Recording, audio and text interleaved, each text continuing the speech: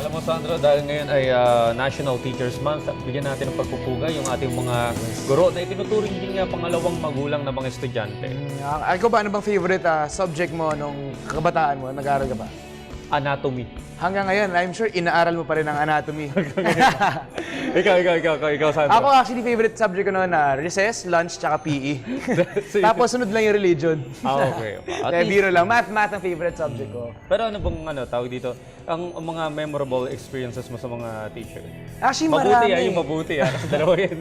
Marami kasi medyo, nung time na yun, medyo sip-sip talaga ako sa mga teachers ko. Teacher's pet talaga ako, inaamin ko talaga yan. Buti inamin niya. Okay. Inaamin ko talaga yan na kumbaga lahat, nagpapakitang gilas ako sa teacher ko na parang kumbaga papakita ko na favorite ko sila, na gustong-gusto ko yung pag-aaral, gustong-gusto ko yung subject nila. Ganyan talaga. Para maka-excuse ka minsan. Iyon. Tsaka syempre, maganda yung kinakalabasan ng report card ko. Okay, itong papakilala ko sa'yo. Ito yung hindi ko naging teacher nung high school or even nung college. Pero siya yung naging mentor ko dito sa PTV4. Ang pangalan niya si Sir Jesus Matubis Jr. Isa sa mga officers noon dito sa PTV. Kung sa kanya ko lahat natutunan yung mga everything I know sa broadcasting. Okay. Siya yung nagturo sa amin nung cadetship program namin dito sa PTV. Yan. So Sir Jess, good morning. Na-meet ko na rin yan si Sir Jess. Oo, dito. nagluto siya minsan dito ng Bicol Express. Yes, naalala ko yan. Ako naman, ito yung aking favorite teacher naman. Teacher ko siya nung college na ako. Professor ko siya sa marketing. Yan, si Miss Joanna Acosta. Yan. Kumbaga ito, pina-feel niya sa akin na hindi talaga siya teacher. Kumbaga parang barkada lang talaga yung nangyari every time. Yan, ito picture namin, nagpunta kami ng Cebu. So parang during our class, parang hindi mo talaga maramdaman na parang may strictong teacher. Parang kumbaga barkada lang kami na pumunta ng Cebu. Pero yung mga tinuturo niya, talagang alam ko nga parang maaalala ko eh. Hindi yung parang stricto na by the book. Everything with experience talaga. Tapos parang mentor na mentor talaga yung dating. Yan. Alam mo, kasi tinitignan ko yung picture niyo, parang maganda si Ma. Maganda si Ma. Actually, model nga yan yung teacher ko na yan eh. Okay. Nag-Philippine Fashion Week pa yan. Kung may professor din akong ganyan, magiging best. Ayan. Bagay. At dahil ngayon nga ay National Teachers Month, syempre bibigyan natin ng tribute ang ating mga paboritong teachers. Kaya ako na muna ang mauna sa inyong dalawa. Syempre, ang favorite teacher ko ay si Sir Richie Calo. Siya yung professor ko noong college sa marketing subject. Naalala ko before, ako yung pasaway niyang estudyante. Laging mainit yung ulo niya sa akin. At ako naman, lagi akong takot sa kanya. Terror siya in a way na hindi niya pinapagalitan yung teacher, yung mga estudyante niya.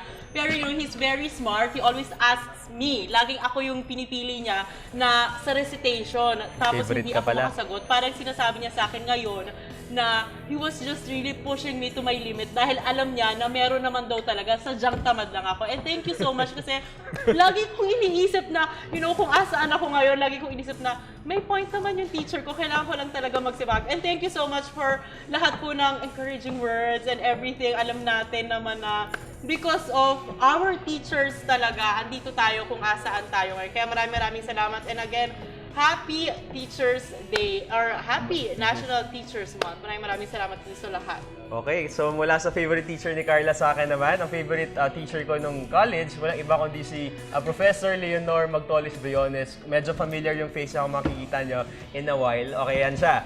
Ayan, so yung picture na to, nagbibigay ako ng certificate sa kanya sa convention na hined ko last March. Okay, so ang expertise na Public Fiscal Administration. So, sobrang marami siyang alam sa budget ng Pilipinas. Wow. Yan. So, si Ma'am Briones ang nag-encourage sa akin na pumasok sa student politics sa UP no estudyante pa lamang ako. Dahil sa kanya, naging ako, pinakabatang president ng college namin. Second year pa lamang ako noon. Yan. So, dahil sa encouraging words niya sa akin, hanggang ngayon tuloy-tuloy pa rin ako sa student movement. So, thank you so much, Professor Briones. Alright, yung sa akin naman ang favorite teacher ko nung college ako, si Professor or Sir Rod Cornejo, ang teacher ko sa Miriam College at teacher namin siya sa public speaking. Kung saan yan, yung picture niya nakita kami sa isang media forum, nakakatuwa dahil talagang ini-encourage niya kami at until now, nag-keep in touch pa rin kami sa kanya at talagang binibigyan niya kami ng help sakaling kailangan namin ng tulong at tunay talagang napakabait. So,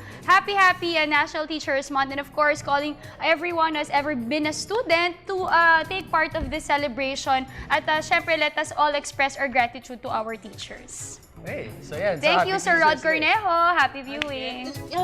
Jules, no, yung professor mo, nag-guest din sa Good Morning Boss. Yes, before. And sa lahat ng mga networks din. Kaya super familiar ng face niya. Yes. And even si Sir Rod Cornejo din. Kilalang kilala din siya. Okay. Again, happy National Teachers Month sa aking favorite professor at sa lahat ng teachers natin.